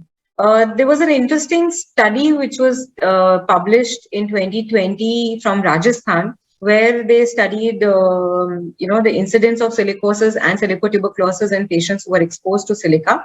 And they found that in their study, 37% of people who were exposed to silica developed silicosis, and silicotuberculosis was there in about 7.4%, and TB alone was also there, which was there in 10% of patients. So then this was correlating that silica exposure itself, even without silicosis, can give rise to tuberculosis. There is some evidence which says that the TB bacilli can get entrapped inside the silica nodules, and therefore there is a chance for it to, for relapses to happen. And there was this other 2021 systematic review and meta-analysis which said that increased risk of TB was seen in patients who had radiological evidence of silicosis, however, with a low disease severity threshold. That means even though there is a higher incidence of silicotuberculosis, usually the tuberculosis is of low disease severity. The issue that happens is that very often, we have patients in our clinical practice who have been who are actually purely silicosis, who have been repeatedly being treated as tuberculosis, because the diagnosis of silicosis has been missed, or there are other patients who are only labeled as silicosis and who are being given recurrent antibiotics when actually it is a tuberculosis superimposed on silicosis. So I think here, getting the history, as you said, seeing somebody who has a new onset fever, weight loss, or loss of appetite, one should investigate to figure out whether there is any secondary tuberculosis that is set in, either by doing, and if radiology is not giving you enough evidence, then with sputum production or even an invasive test like a bronchoscopy and lavage may be needed to diagnose the tuberculosis. Thank you, Pratibha. Very nice question answer. And we have login around 712 logins in our World Lung Day webinar. And nice question from Dr. Arjun Singh Gogil from Gujarat, Ahmedabad. Please tell about heavy metal disease. Pratibha, can you take this question? Heavy metal disease. Yeah. So I think what we have data on mostly is for lead, because we have the air quality index that is available for lead. And lead basically can cause a various, it can cause anemia, leukemia, cancer, cardiovascular disease. And the other heavy metals that we can have are your cadmium, your platinum, and they're depending upon the industrial exposure. Basically, it is more related to specific industrial exposure where one should consider this. On that same question, I wanted to just add something, like during why when we look at during Diwali time, we look at firecrackers, when they use coloring agents. Okay, these coloring agents basically get deposited on, they have a high particulate matter, so they get deposited on the trees, on clothings, and that's why they have a sustained exposure, you know. So similarly, everything depends upon the particulate size. So most of these heavy metals are basically released as particulate matter in the environment, and that can remain for a longer period of time. And as Animesh has also said that, you know, you may be inhaling some of this particulate matter without even realizing that it is there in the environment and it is causing toxicity. Thank you, ma'am. So, what is your take on green crackers? Is it a safe and no, everybody government is now for the past 2-3 years. No, we are recommending to burst crackers whenever this thing. Animesh or Pratibha, you can tell about green crackers. Sir, Yeah. I feel green crackers definitely, like, because it is lesser pollutant, yes. But to be honest, I have not gone into too much details. But yes, definitely they are less pollutant. But what my experience has been that yes, it may be less and all, but I think there is still some amount of pollution, and there is still some amount of those, because what happens is those crackers also have some chemicals. So they would release. So it is not as much as, probably even if you see percentage wise or something, it might be say 1/5 or something like that. But still some is there. But again, let me also say it with a disclaimer that I have not gone into details of this. So I'll have to look into the details and then see, because I've not done a comparison. So with that, whatever I could say, I would but I think to say that. Logically, any combustion is going to produce pollution, right? So exactly, absolutely. By that criteria, it is, yes. Yes. Could be some pollution. Yeah. Anyways, what is inhalable dust and respirable dust in reference to PM 2.5 to 10? Yeah. Yes, sir. Sir, in fact, that's what we were just talking about. So it's basically based on the size of the particles. Now, what has happened is, this size becomes like, because it's a criteria, because it's very, very easy to like inhale and without even sometimes knowing. In fact, WHO a few years back estimated that more than 8 to 10 million people are actually, because of this, suffering, and some of them, like many of them, are actually even dying. Okay, of course, because of various reasons, that it's a chronic exposure, and they go into multiple diseases, and that's what was the estimate based on. But coming back to this, see, again, as we just talked a little while earlier, it is the size of the particle. So if it is 10 microns, it's still, because bigger than 10 microns is easier, and we can, and these are bigger particles. But the moment it is less than 10 microns, it's easier to inhale. And if it becomes less than 2.5 microns, again, as Dr. Pratibha was also saying, it's more damaging. So that's what the idea is. And respirable, or saying respirable means it is like easier to inhale, and respiratory, it goes inside. So our system or immune system or the body's mechanism doesn't stop it from that. It passes kind of, and it goes into the respiratory system, and even sometimes ends up in the bloodstream as well. And it creates, and it's more damaging for people, sir, who have already pre-existing conditions, or for elderly people, or for the children, because they are already having vulnerability. Many of them have other conditions like malnourishment, maybe also like, they are already fragile. So all these things make it even more deleterious effect when it comes to them. Fine. So, Animesh, again, question to you. What are the types of air purifiers and their role in controlling the indoor air pollution? So very interesting questions, and I think a lot of marketing and those things happen. So we would have heard of many terms and all, and I was at one time curious, because a lot of these air conditioners come up with sometimes even this, that we have this filter, that filter, and one of the common terms we would have heard is HEPA. Now, what is this HEPA basically? So it is like, it goes like, basically this is highly effective particulate air that they filter. So that's a high efficiency particulate air filter. So what it does is basically what we were just talking about, the 10 microns. And so basically these particles are basically trapped. So what they do is they suck it, and they suck, and the fan sucks it and then blows it through the filter. So when it goes, sir, basically these particles are trapped. So then the air is purified. Then there is another one which uses some kind of a activated carbon, and this works with an adsorbent kind of a thing. So what happens is when we pass the air through that, since it's activated, so it has a better tendency to just absorb those things and then they get stuck there. Then there is also an ionizing one. Now what it does here is there's a negatively charged particles which are released. Now what happens is when these negatively charged particles go and combine, they make the particles more heavy and dense and they settle down. So what happens is there is a lesser tendency when they settle down, there is a lesser tendency again to for us to breathe. And there is also a one which is a UV one. Now we also see that there are combinations available. Now, if you look at it, depending on the type of air, what I would suggest is depending on the type of air that we have, we must think of that. And then now it's becoming more of a fad and all that, we have this and that. But if I feel that there is a lot of, those particles which are there, and I don't need probably an ionizing thing. So I think it's better to look at, some filter which will have a HEPA definitely. But one problem with HEPA is it needs maintenance and it needs constant and sometimes even replacements, and that is one thing. If we are not doing that, again it's not going to serve the purpose. So we have to keep that in mind. It's not that once we buy and it's forever, or at least for a few years we keep on using it, because then it will not really serve the purpose.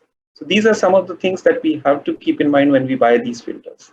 Thank you, Animesh. Thank you. Very nice. Question to Dr. Narendra about the tobacco, smoking. What is smoking? What is vaping? That is e-cigarettes. What is second-hand smoke? And what is the third-hand smoke? Narendra? Narendra, unmute your mic. Yeah.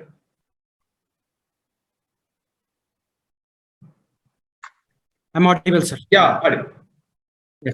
Coming to a question, vaping, sir. Vaping is again e-cigarette. That's again a battery-operated device where it produces aerosol. Mainly, usually it contains the nicotine as a product. Then it produces like smoke, same way. But it is like healthier. Like we don't get other products in that. But we have less experience because it is banned in India. Because of we don't know the long-term health effects on people, and even we don't know like how far it will help for the quitting patient, and even like non-smoker are going for this one e-cigarette. That is again hazardous for these people. And even for smokers also to quit, this should be a last resort, sir. First we have to try all pharmacological other therapies, then we have to come for this one thing. And the dangerous hazardous we have seen when it came in 2003 marketing for US, we have seen e-valley, like e-cigarette related lung injury. We have seen that it was a very dangerous hazard. Then coming to next question, what is second-hand smoke? Second-hand smoke, we know that like it is a smoke inhaled by non-smokers, or just so in a home, like anybody, the smoker takes, again it mainly the children's, pregnant women's, they are the victims, sir. So and even in not only in homes, sir, we can go in vehicles, in subways, or anywhere in public, in workplace, even at workplace also. I think we need very strict public laws to these to protect them from second-hand smoking. And again, third-hand smoke, like whenever even not only like smoke it for timing, it also for long term, it settles on like surfaces, like it may be curtain or the bed surfaces and all this one. Then it may stay for months together, sir. When any other person comes in contact with that, again he may be exposed and he may have hazardous effect on that. Thank you, Narendra. Wonderful. May I ask question to Pratibha regarding the tobacco cessation, apart from the counseling and medical therapy, nicotine replacement therapy. Narendra told about everything, a lot of things, and oral treatment. How effective? In your practice? How effective it is? There is NRT and oral treatment like this ranitidine and the bupropion and all. Pratibha, unmute your mic. Unmute. I think Narendra has given a very excellent presentation on this, but just to recapitulate some basic points, I think basically the most important thing that he said is that every time you have to ask a patient whether, they are willing to quit smoking, follow the 5 steps, that is ask, advise, assess, assist, and arrange. And every time that you have, every visit that you have, you again and again keep advising them, counseling them. And no therapy is going to work for smoking cessation unless it is a combination of a behavioral and a pharmacological therapy. So if needed, sometimes in our busy practice, we don't really have much time to sit and counsel them. Putting them across to a counselor or a psychologist also to help, that will help. However, what I have seen is that when a patient is more motivated to quit smoking, then even the effect of pharmacological therapy is better. And the probability of continuing the pharmacological cessation therapy is higher. That is what at least I have observed. When you have patients whom you are convincing and starting on pharmacological therapy when they are not completely motivated, very often they don't continue the pharmacological therapy. They kind of stop it somewhere in between because they are not mentally prepared. So I think the behavioral and psychological counseling is also very, very important for these patients. Narendra has already said that we have options of oral therapy of varenicline and bupropion. And of course, we have the nicotine replacement therapy in the form of patches, gums, lozenges, inhalers. And what we have seen is that, all the studies that have shown have said that basically bupropion could be preferred in a patient who has already had a previous experience of success with it. Or if you have a patient who also has depression, then in that patient, maybe it is a better choice of drug. If there is a patient who is worried about gaining weight after smoking cessation, then in those patients, you could choose that drug over the other drugs. Of course, nicotine replacement therapy works better if it is used in a combination. That means a patch plus or a gum or a lozenge. And there was a trial called the Eagles trial where they have made a comparative assessment of the varenicline and the NRT, but they have not used a combination NRT in that trial. So that's why they found a slight superiority of the oral therapy compared to the nicotine replacement therapy, but there they had not used a combination of nicotine replacement. There is a patch plus an oral or a lozenge. So some advantage of nicotine replacement therapy is that it is a rapid acting as compared to the oral therapy. So if you have a patient in hospital and you want to motivate them, there was a study which was done of 377 patients where they said that in a survey of hospitalized patients, when you counsel them about the smoking cessation, they actually chose the nicotine replacement therapy because it had a higher onset of action, and they did sustain it after discharge as well. So I think that could be something even in pre-operative, when you have patients who are undergoing surgery and you want them to stop smoking and optimize their lung functions, again, nicotine replacement therapy could have a slightly superior role in that aspect. So that is what I think practically some points. Very well said. Sir, if I just quickly add one point. Please. So there is another, I think both the things, what Dr. Narendra said earlier and Dr. Pratibha said are very valid and good. But there's another very simple thing called as, not really that simple, but yes, it can be learned. That is motivational interviewing. And what happens is in this, what we do is we don't become very prescriptive. What we do is we first try to understand the perspective of the person, and we resist the temptation to try and give them ideas or directions or something. Instead of that, we follow the understanding of what is their motivation, why exactly, are they doing, and what motivation can bring them away from this. And let's listen to their story with empathy. It takes sometimes 2-3 sittings for them to open up. But since we are the primary provider, they listen to us better sometimes rather than we directly sending them to, counselor or something, because then they become a little diffident and all. The third or the fourth thing rather is to empower them. Sometimes even when we start thinking and when we listen to them, there may be something. So like, for example, they are very attached to something which they passionately do, or their children, or maybe at workplace or something. When we start, bringing that in such a way, so then they do. So I think along with whatever that, either the patch or something replacement, these are some things and that really works. I mean, there is enough and more literature, but I thought because we had done some workshop and we had some kind of this program even collaboratively with dental as well as psychology, and this worked. Thank you. Thank you. Animesh, one more question. So, as I said, that patients who are not motivated very often don't continue pharmacological therapy, even if you're trying to thrust it upon them. So what point you made is very important, that, I mean, although literature says that you should prescribe it for patients, combination therapy, they will not mostly adhere to it unless they are motivated. So I think that's a very valid point. Thank you. I want to add something. Yeah, anyways, one more question to you regarding the indoor air pollution in the hospital setting. Example, post-fumigation, anesthetic gases in operation theatre. So how will you tackle this issue? Sir, these are some things, I don't know what should I call it, whether I should call it as occupational hazard or what. But yeah, these will be there because some of these things are necessary. Otherwise, we will probably end up with, some of these nosocomial infections and all. But at the same time, yes, these also pose a threat and a challenge and maybe also a health danger. So what happens is we have to sometimes, look at the benefit versus risk, what we call it, or maybe. So we have to outweigh as far as possible the challenges.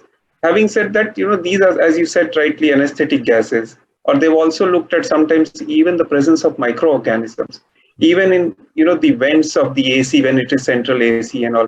In fact, I found, I didn't go through in detail, but there was a paper in one of the journals, I think January issue, sustainability, I think, and they had looked at a lot of studies, and it was a kind of a review article on these hospital indoor air pollution. And we had also published something on air pollution in the hospitals a few years back. So what I am trying to say is that there may be, but what we have to try and do is we have to minimize these things and see to it at that time we don't have exposure of our healthcare personnel. We inform them and we take appropriate measures, and probably also forewarn them. And these can be routine things which probably will be already informed, so that people try and avoid these exposures at that time. This is what I would like to. Fine. Thank you. Yeah. Question to Dr. Narendra regarding the respiratory vaccines in current practice. Vaccinations, Yes. adult vaccination, mainly Very good question, sir. Now everybody knows like COVID vaccine. Now even general population know about COVID-19, and even the Gold has again updated its this one with new vaccines to the COPD patients also. We have like influenza vaccine, pneumococcal. We used to go again. They have added COVID vaccine to be taken. Again, they have added the herpes zoster above like 50 to avoid the reinfection and all this one. And if in their younger age if they have not taken the whooping, that is DTP, then that vaccine also to be given, sir. These are, and most probably like influenza we have day-to-day experience on, and COVID also recently we know that the vaccine. So definitely there is everybody should be aware of this one, and everybody should, like every physician should prescribe before discharging patient, or this one they should avoid advise these all vaccine for the patient, sir. It will prevent the complication. Okay. Thank you very much. Ma'am, Dr. Pratibha, ma'am? Yeah. Yeah, Pratibha, ma'am, regarding the physical activity, this is one of the theme of the World Lung Day. So regular exercise will help in improving the lung function, and the diseased lung patients like chronic lung disease like COPD, ILD, we have a pulmonary rehabilitation program. Can you show some light on this physical activity and the pulmonary rehabilitation? It's interesting that even for people who have no physical disability, there is data that says that regular physical activities as recommended by the American Lung Association, like just a brisk walking of moderate intensity aerobic activity, is safe for most people, and recommend that all adults should get at least 30 minutes of exercise 5 days a week. The CDC also says that, if you have more than 150 minutes of aerobic activity per week, then your all-cause mortality from any disease decreases to about 33%. So I think overall, as all adults, there should be some form of activity which improves your, like brisk walking, jumping, or cycling, even muscle strengthening exercises. Of course, when people who are majorly into workouts and who have time for it, muscle strengthening, Pilates and all, they help in toning up the muscles as well as toning up the respiratory muscles. But for people who don't have that kind of time, just doing regular brisk walking for 30 minutes 5 days a week is good for your lungs, not just for losing weight or not just for cardiovascular disease, but for your lungs as well. There was a very interesting study done in Germany called the Cora FF4 study, which was basically conducted on healthy adult males and females, and where they found that subjects who were most active in the most active quartile, they basically divided the groups into four groups based on their activity levels, and after adjusted regression analysis, they figured out that people who were in the most active quartile had more than on basically of 47 or 50 minutes of activity per day, had 142 ml FEV1 higher and 155 ml FVC higher than the people, healthy normal people who were in the lowest activity quartile. So this was a very interesting comparison study, actually reflecting that yes, doing regular exercise even for healthy adults is a good thing for your lung health, not just for your muscles and keeping your weight in control, and not just for cardiovascular disease. Pulmonary rehab, of course, as we know now, there is enough and more data, and we all send our patients for pulmonary rehab. Basically, it comprises, it's a supervised education and exercise program to help people with chronic lung diseases, recommended in COPD, emphysema, interstitial lung diseases, lung cancer, asthma patients, pulmonary hypertension patients, and in patients who are undergoing lung transplant, pre and post lung transplant.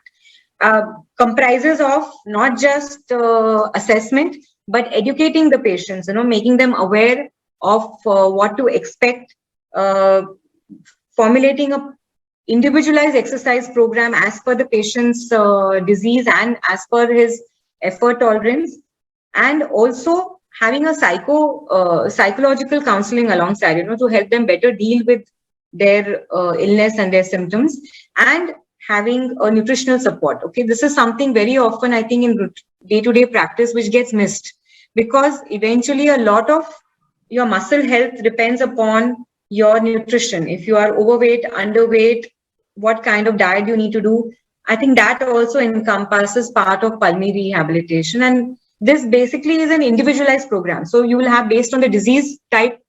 So if you have a patient who has a COPD, you will, you will teach them, if they have emphysema, then you will teach them pursed lip breathing so that you have more, you will teach them diaphragmatic exercises because they have their diaphragmatic capacity is weak. So based on the kind of disease that you have, this program is individualized for the patient.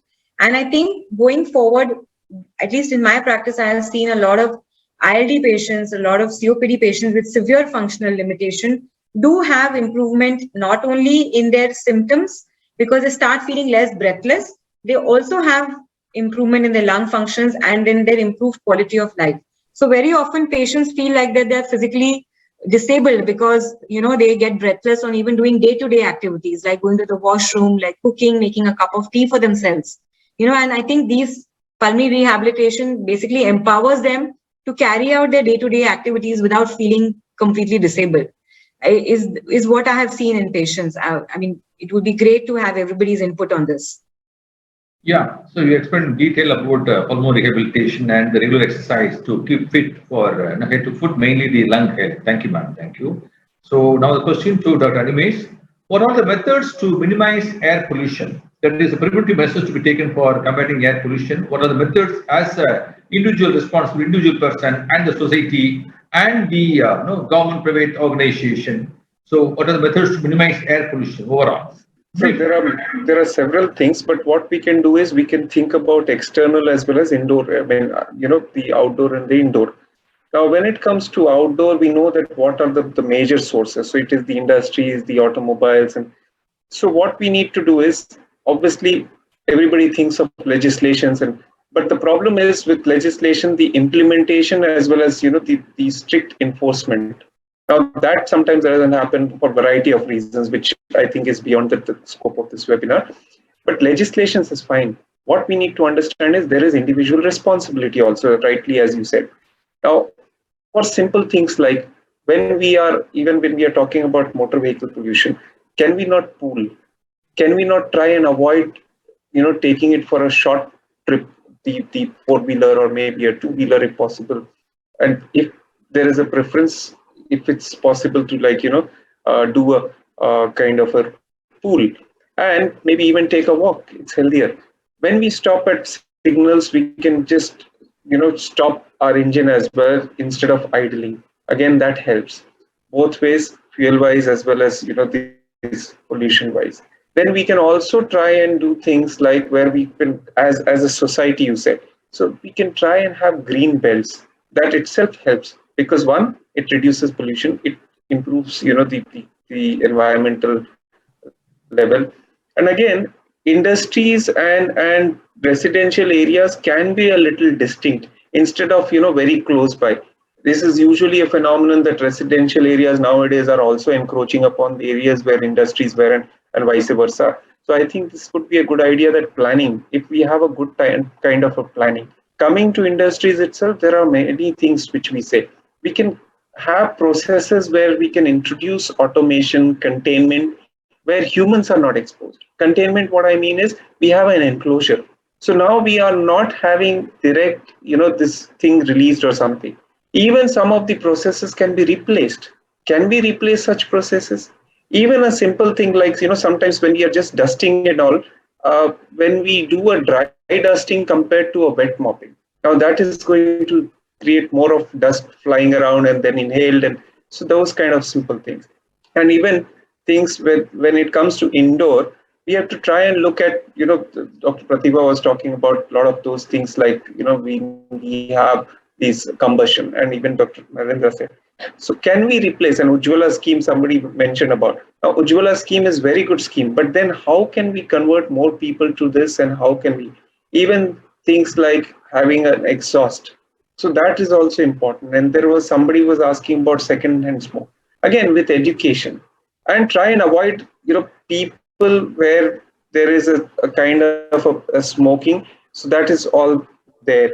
And I would also say that one more thing which we can do is we can try and dilute. How do we do that? So that would be possible only if we have good ventilation and if we can plant more, green belts and trees where probably nature can help us in dilution. So these are some simple things other than what is the routine things. Of course, we will. And one important thing is keep our own vehicles pollution under check, always done, not just for the traffic cop, but I think for our own good health as well as for maintaining the vehicle in a good way. So these are some simple things that we can do as individual and society, and not just rely only on government or legislations. Yeah, fantastic, Animesh. You explained in detail about the individual responsibility and societal, government, and etc. about how to prevent, minimize the air pollution.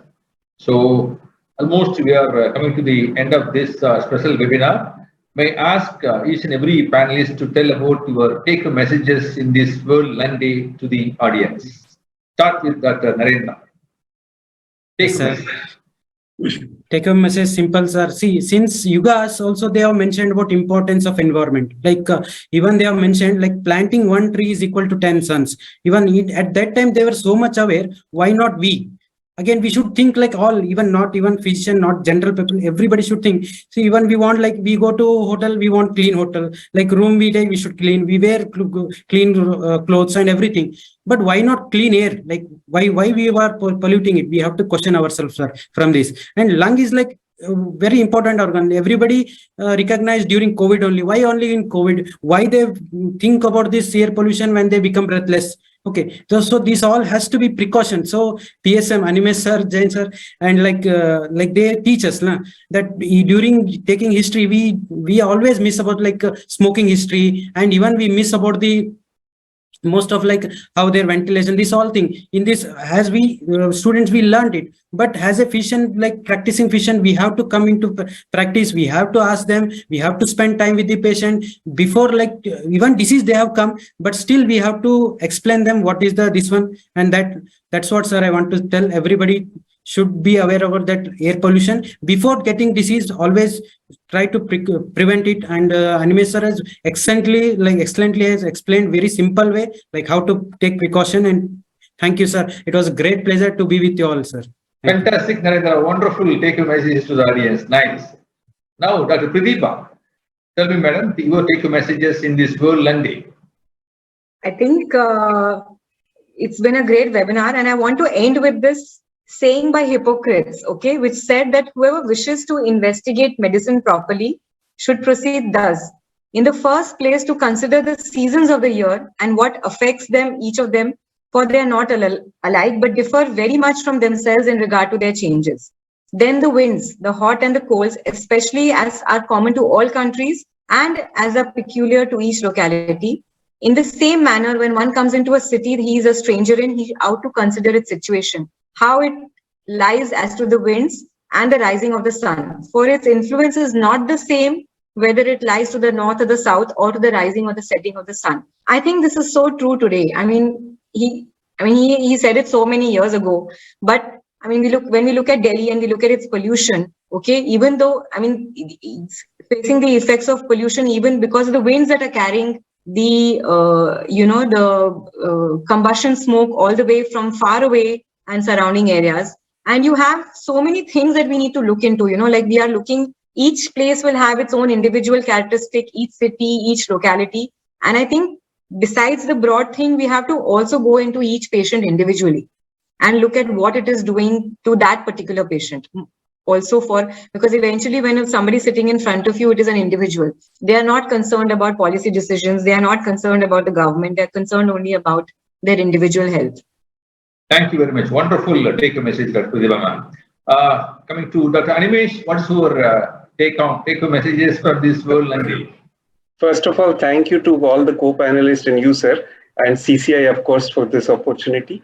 I think this is a very apt way to celebrate World Lung Day, though unfortunately we had one, very unfortunate incident that we started with the condolences. However, I would like to keep it simple. I keep saying that, we should start with what I can do. So role modeling.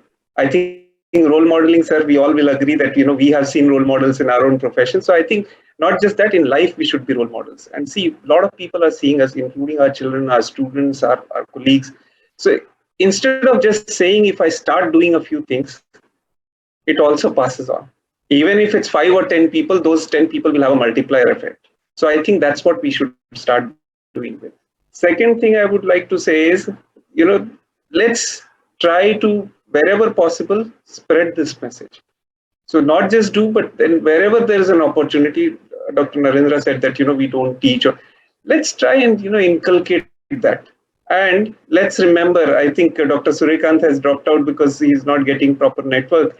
But he was saying that, till lung is there, till we are breathing, it comes with the breath and we go from the world without the breath. So, so even one of the singers has said, Bart Millard had said, as long as there's breath in our lungs, our story is still being written. Let's continue that story, probably, and let us be remembered in a good way. So that's what I would like to say. So let's lead our life in such a way that we lead with, passion and goodwill, and we lead by example. Thank you so much. Awesome message, Animesh. Very nicely said, everything. Very fantastic. Dr. Surya, sir, are you there? I think net issue. I think sir is not there, I believe. Sir is there? Please check. Yeah. No issue. Anyway, sir has given a very, very nice introductory remarks. So now I'll give my concluding remarks.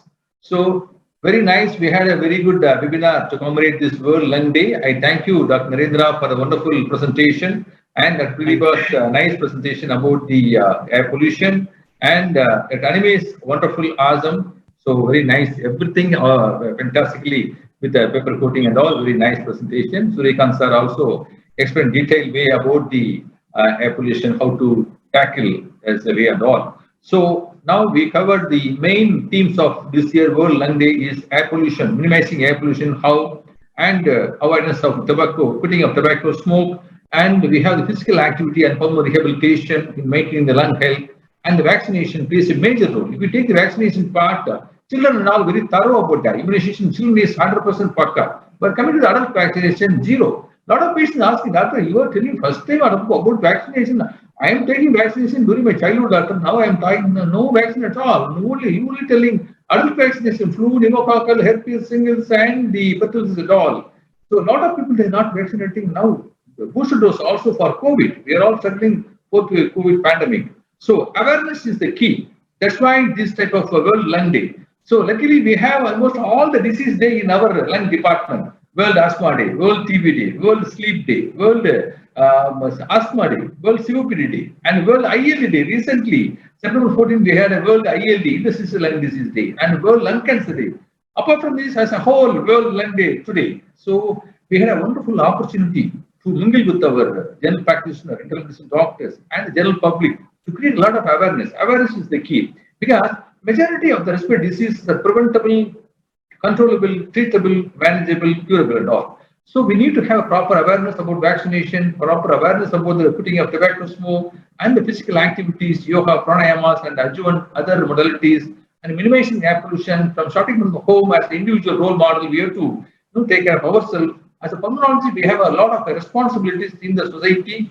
So with these few concluding remarks, I thank you very much by all my panelists. So thank you, CCI. Thank you, Chairman Trustee, Dr. NS Krishna sir, Dr. Narendra Pratibha sir, National President, Dr. Ashish Dubey sir, and National Secretary, Dr. Anil Maske sir, and our friend CCI webinar coordinator, Vijay Chennam Chetty, the senior leaders of our Chess Council of India, Dr. Kirat ma'am, Dr. Shivani, Rajadhar sir, Agamora, Nitin Abhyangar sir, Rajesh Chawla sir, Amudat Kumar from our South Zone Governor, Atri Gangopadhyay, and our Tamil Nadu State Head, Dr. Manimaran.